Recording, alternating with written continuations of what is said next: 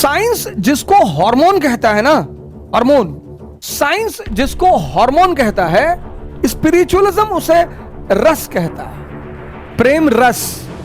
Thought minus feeling is important. आपको किसी के ऊपर क्रोध नहीं है और आपसे कहा जाए उसको गाली दो, आप नहीं दे पाएंगे। प्लस फीलिंग, सर तबाही मचा दे सर।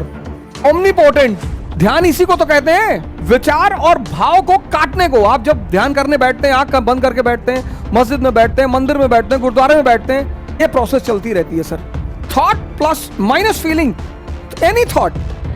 जिस विचार के पीछे कोई भाव नहीं है ना सर, वो विचार नपुंसक है। भाव होना चाहिए। तो जैसे ही हम भय का वातावरण क्रिएट करते हैं, अब आदमी का मन तो 24 घंटे रिवॉल्व कर रहा है, अब उसके मन में विचार चल रहे हैं, अब निगेटिव विचार चल रहे हैं, तो रस बहेगा सर, यही जान लेता है सर। मैं आपको निगेटिविटी की कहानी सुनाता हूं कि निगेटिविटी को एरिस्टोक्रेसी कितनी गिरी निगाहों से देखती है। जज्बा का सबसे बड़ा एग्जाम्पल है राणा प्रताप। हिस्ट्री में उससे बड़ा एग्जाम्पल नहीं है। दूसरा कोई एग्जाम्पल अगर जज्बे का है तो भगत सिंह। भगत सिंह तो सर वो तो खैर अपवाद ह्यूमन बीइंग है इस धरती पर। जब भी आपको निराशा घेरे, मतलब हर युवा को कम से कम 2-3 लोगों की जीवनी या बायोग्राफी जरूर पढ़नी चाहिए। अंबेडकर की जरूर पढ़नी चाहिए सर। पता चलेगा कि कितनी चुनौती आपको हो सकता है 1-2 चुनौतियों का सामना करना पड़ रहा हो, उस आदमी की चारों तरफ चुनौतियां हैं। गांधी की जीवनी, भगत सिंह की बायोग्राफी, उससे होता यह है सर कि जब आप उनकी परिस्थितियों को देखते हो ना और उनसे खुद को कंपेयर करते हो, जैसे भगत सिंह, जैसे अंबेडकर जी लंदन में है, लाइब्रेरी में, खाने को पैसा नहीं है, लंच करने को पैसा नहीं है। दोपहर में जब सारे लोग लंच करने चले आते हैं तो वो लाइब्रेरी के मेज पे सर रखकर एक पैटीज जेब में रखे होते हैं, उसको खाते हैं, फिर वहीं पानी पी के बैठ जाते हैं। एक दिन पकड़ गए तो लाइब्रेरियन ने कहा कि अब बस रेस्टिकेटेड, बाहर, अंदर कैसे खाना खा रहे थे? तो उन्होंने अपनी कहानी सुनाई कि साहब ऐसी ऐसी बात है। पहले नहीं बताया, पर्सनालिटी देखो सर, पहले जाके नहीं रोए कि साहब हम गरीब घर से ना, जब पकड़े गए तब बताया। और ये नहीं कहा हम गरीब हैं, कहा सर अभी कुछ फाइनेंशियल दिक्कत है सर। जिसके पास चेतना है सर, वो गरीब कैसे हो सकता है? मैं इस लाइन को फिर से रिपीट करूंगा सर, जिसके पास चेतना है, कॉन्शियस। अगर आज हम कैपिटलिज्म के पैरामीटर पर पॉवर्टी माने तो कबीर तो बड़े गरीब थे, रैदास तो बड़े गरीब थे, लोगों का तो इनको पैर ही नहीं छूना चाहिए। पर कैपिटलिज्म ने आज पैरामीटर बदल दिया है। उसने कहा चेतना उतना कुछ नहीं होती, ये सब हिंदुस्तानियों की ड्रामेबाजी है, जिसके पास पैसा है वो अमीर है। और तब उस लंदन के लाइब्रेरियन ने कहा कि ठीक है, मैं तुम्हें फिर से बैठने की परमिशन दूंगा, पर शर्त एक ही है कि तुम आज के बाद का लंच हमारे साथ करोगे। ये फायदा होता है सर हर युवा को, मतलब कोई भी युवा नहीं, मतलब कोई भी, बुजुर्ग भी, बच्चे से तो खेलने के सिवा उनके पास कोई काम नहीं है, अच्छा भी है वो खेलें मोबाइल छोड़कर, लेकिन हर युवा को जीवनी और बायोग्राफी पढ़ने का शौक पालना चाहिए सर। उससे जब आप कंपेयर करते हो उस व्यक्ति का जीवन और अपना जीवन, तो या तो आपको बड़ा साहस मिलता है और या आपको ग्लानि होती है कि यार हमारे पापा हमको इतना सुविधा दे रखे हैं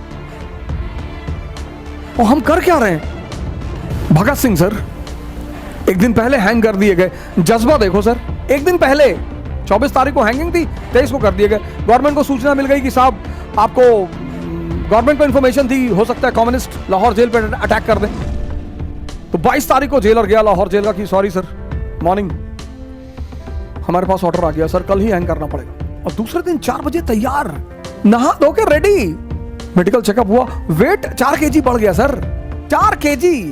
यहां जिनके घरों में सुबह बादाम पीस कर पिलाया जा रहा है, उनका 1 ग्राम बढ़ने में हालत खराब है। मरने जाते वक्त किसका वेट बढ़ता है सर? 4 kg। अगली बात बड़ी मजेदार है सर। जेलर ने पूछा कोई आखिरी ख्वाहिश? वे किताब पढ़ रहे थे, मार्क्स एंड लेनिन। बोले इसके 15 पेजेस बचे हुए हैं, उन्हें पूरा कर लेना है। सर इस तरह का जज्बा, सर मरने जा रहा है आदमी सर। यहां लोग मुझे फोन करके पूछते हैं सर एनसीईआरटी में इंपॉर्टेंट चैप्टर बता दीजिए, सर इंपॉर्टेंट टिक कर दीजिए। तू सर नीचे कर, तेरे सर पे टिक कर दूं। तुझे डॉक्टर बोला आईएएस की तैयारी करने के लिए? जो भी चीज मजबूरी में करोगे उसमें परिणाम मिलने की संभावनाएं न्यूनतम है, negligible. Anything which you will do in compulsion, in that thing the chances to get the result is negligible. 15 page मरने जा रहे हैं सर। राणा प्रताप के पास डेलीगेशन गया, भगवान दास, बीरबल और 2-3 लोग और गए। कह रहे सारे राजा महाराजा अकबर से दोस्ती कर रहे हैं और आप जो है फालतू में बैठे हुए हैं इस तरह से। और करना क्या है?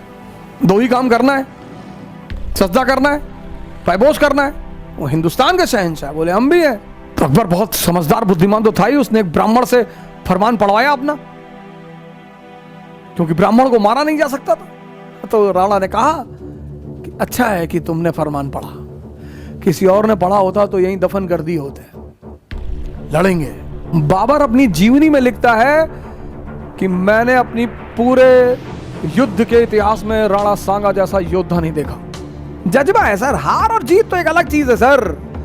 जो हार के डर से लड़ेगा ही नहीं उसको मजा ही कहां आएगा जीवन में। यह परेशानी का दौर है सर।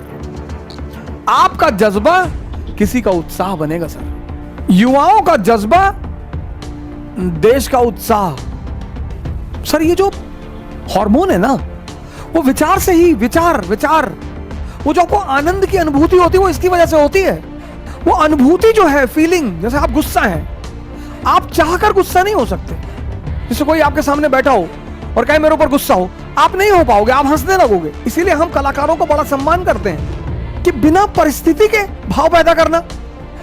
जैसे ये बॉलीवुड के कलाकार हैं, उनको गलती से लोग हीरो कहते हैं, वो थोड़ी हीरो हैं सर। हीरो तो भगत सिंह है सर। हमने बड़ी सारी परिभाषाएं ही गलत दे दी सर। जज्बा पैदा ही नहीं हुआ क्योंकि इनके पास तो है नहीं। ये तो मूवी पर्दे पे, रियल लाइफ में जज्बा दिखाते हैं ना सर। ओरिजिनल लाइफ में बाहर निकलकर ओरिजिनल जीवन में लड़ाई लड़ना, संघर्ष करना,